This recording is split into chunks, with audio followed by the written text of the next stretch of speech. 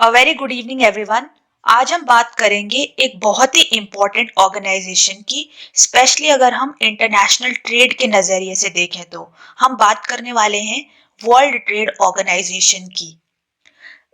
देखा जाए तो एज कंट्रीज हम एक्सपोर्ट्स और इंपोर्ट्स जो है गुड्स एंड सर्विसेज का उसमें खुद को इन्वॉल्व करते हैं।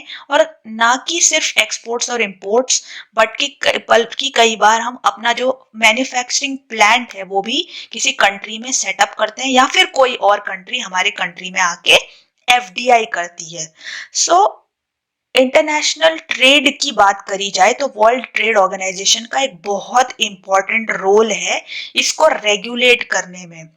देखो लेट्स से इंडिया अगर दो कंट्रीज से इंपोर्ट करता है, राइट, लेट्स से बांग्लादेश और श्रीलंका से हम कोई भी सामान इंपोर्ट करते हैं और कई बार ऐसा होता है कि हम किसी कंट्री पे ज्यादा टैरिफ या टैक्स लगाते हैं और किसी पे कम।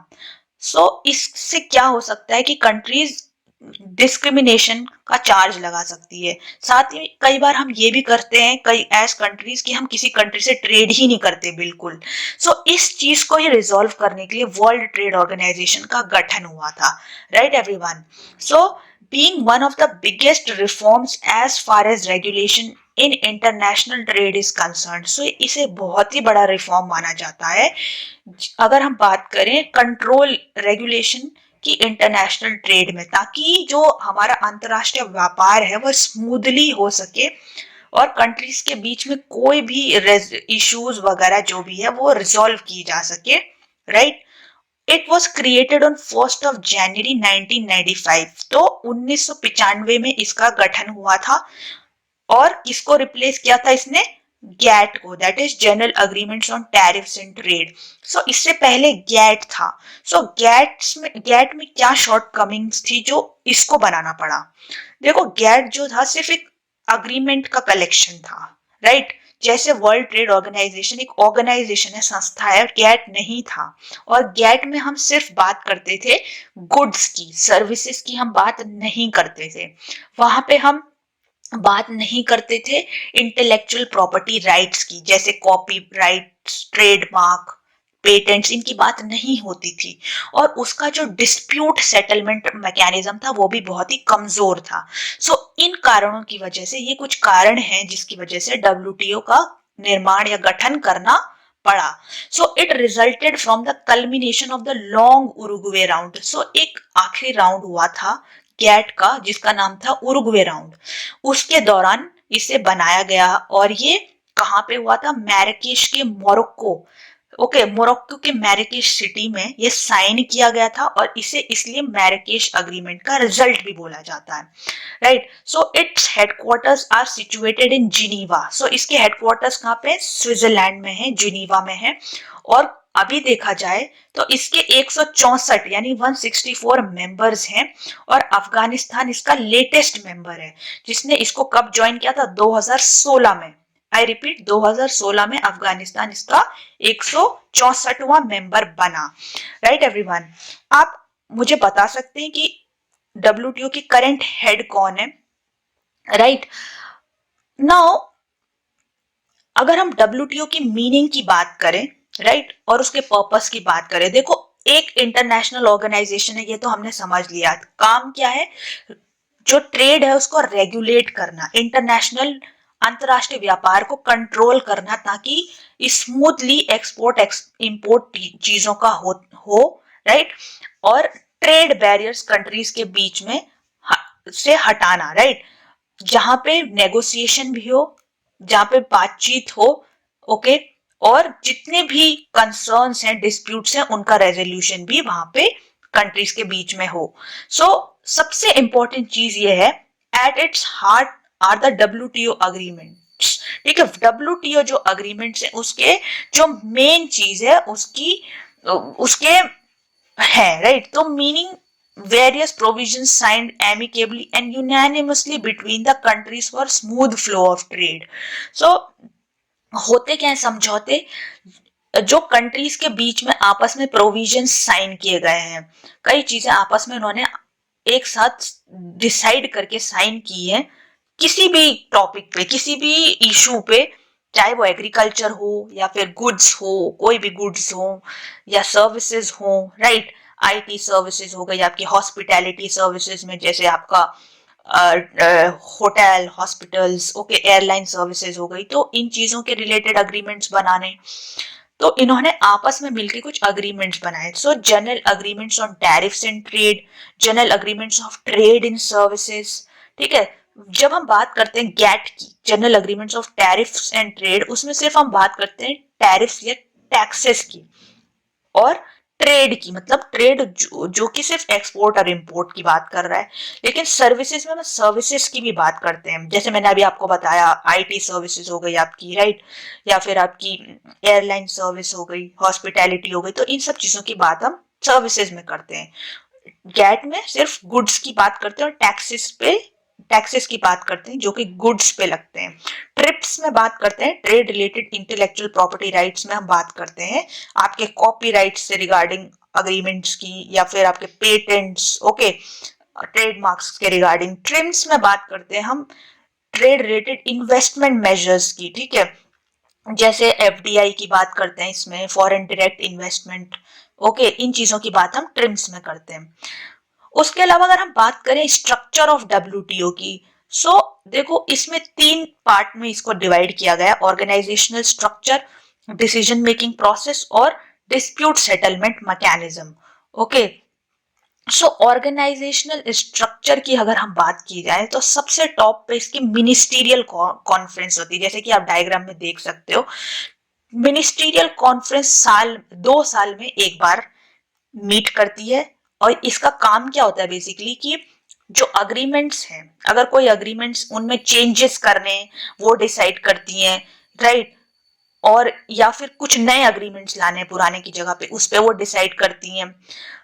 तो कंट्री के delegates, basically countries, member countries के डेलीगेट्स यहाँ पे जाते हैं और इसमें पार्टिसिपेट करते हैं।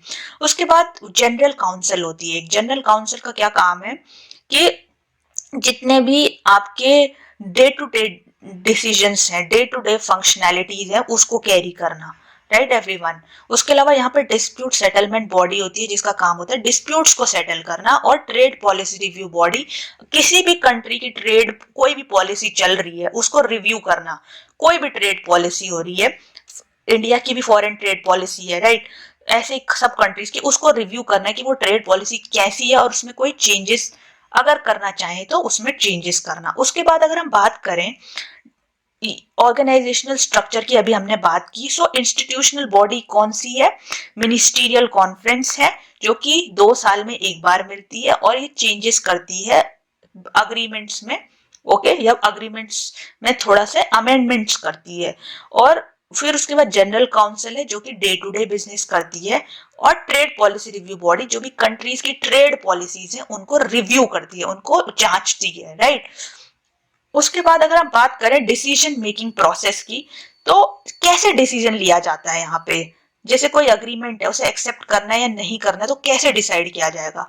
तो थ्योरी की अगर हम बात करें तो वोटिंग प्रोसीजर होता है, जहां पे एक हर कंट्री को वोट करने का मौका मिलता है, हर मेंबर कंट्री को, और डिसीजन लिया जाता है मेजॉरिटी के बेस पे। पर लेकिन प्रैक्टिस में ऐसा होता नहीं है। जितने भी पावरफुल कंट्रीज हैं वो आपस में डिसाइड करते हैं कि इसको एक्सेप्ट किया जाए कि नहीं किया जाए। तो ग्रीन रूम मीटिंग्स होती हैं, और जो भी डोमिनेंट मेंबर्स होते हैं वो आपस में कंसेंसस के थ्रू डिसाइड करते हैं कि ये डिसीजन अग्रीमेंट अडॉप्ट किया जाए कि नहीं किया जाए, इसमें बदलाव किया जाए कि नहीं किया जाए।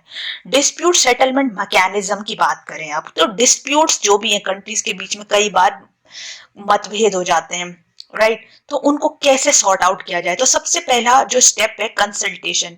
It simply means that the countries have to talk among themselves to resolve the disputes. आपस में बात करेंगे, उनको 60 डेज का टाइम दिया जाता है कि आपस में तुम रिजॉल्व करो इस चीज को। अगर वो आपस में रिजॉल्व नहीं कर पाते हैं तो एक पैनल अपॉइंट किया जाता है। 60 डेज खत्म हो गए, उसके 45 डेज के अंदर एक पैनल अपॉइंट किया जाता है जो कि क्या डिसाइड करता है कि panel examines and gives its report to parties within 6 months. Over 6 months के अंदर वो रिपोर्ट देता है कि इस पे क्या डिसीजन हुआ है, तो हर पार्टी को अपना जो पॉइंट ऑफ व्यू है उसके पैनल के आगे रखने का मौका मिलता है। If the parties still don't agree, अगर पार्टीज आपस में अग्री नहीं करती हैं तो एक एपीलिएट ट्रिब्यूनल जो है 7 मेंबर्स का, उसके पास ये इशू जाता है और वो अपना फाइनल जजमेंट देता है डिस्प्यूट सेटलमेंट बॉडी को, राइट, वो फाइनल होता है। उसके अलावा अगर हम बात करें कि इसमें कौन कौन से अग्रीमेंट्स है, तो सबसे पहले अग्रीमेंट की अगर बात करें, जैसा कि हमने अभी बात की थी कि general agreements on tariffs and trade, general agreements on trade in services, general agreement trade related intellectual property rights और ट्रेड रिलेटेड इन्वेस्टमेंट मेजर्स। सो गैट की अगर हम बात करें तो यहाँ पे हम बात करते हैं सिर्फ और सिर्फ किसकी, ट्रेड की, जो कि एक्सपोर्ट और इंपोर्ट ऑफ गुड्स में हो, नॉट सर्विसेज, ओनली गुड्स, और उस पे क्या क्या टैक्सेस लगेंगे उन चीजों की बात होती है हमारी सिर्फ और सिर्फ गैट में, राइट। वैसे ही general agreement on trade in services में बात होती है सर्विसेज की, सिर्फ जो भी हम सर्विसेज एक्सपोर्ट इंपोर्ट करते हैं उनकी बात होती है।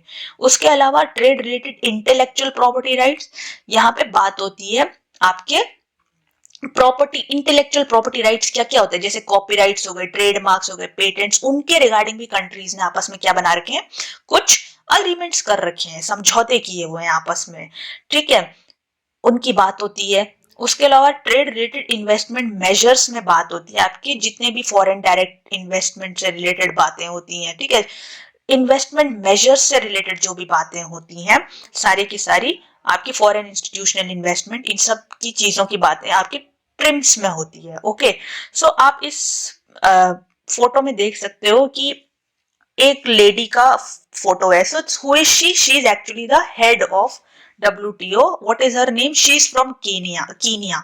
तो इनका नाम है Ngozi Okonjo Iweala. Okay, so she is the current head of the WTO। Okay, so hope आप सबको सारा सब कुछ समझ आया होगा। आज हमने बात की WTO होता क्या है। ओके, एक इंटरनेशनल ऑर्गेनाइजेशन है जो कि व्यापार को, अंतरराष्ट्रीय व्यापार को क्या करती है, रेगुलेट करती है। इस क्यों करती है, ताकि कोई भी कंट्रीज के साथ डिस्क्रिमिनेशन ना हो ट्रेड में। ओके, और कुछ अग्रीमेंट्स कंट्रीज ने आपस में जो बनाए हैं उनका सब पालन करें, और किसी भी कंट्री के बीच में अगर कोई भी मतभेद हो जाता है तो आपस में वो उसको सुलझाएं, कैसे, डिस्प्यूट सेटलमेंट मैकेनिज्म जो कि WTO का है उसके थ्रू। Okay, so hope everything is clear to you all. Okay everyone, और इसमें अग्रीमेंट्स की भी हमने बात की, कौन कौन से अग्रीमेंट्स जो कंट्रीज ने आपस में साइन किए हुए हैं। सो अगर आपको वीडियो अच्छा लगा तो लाइक, शेयर, सब्सक्राइब करना ना भूलें।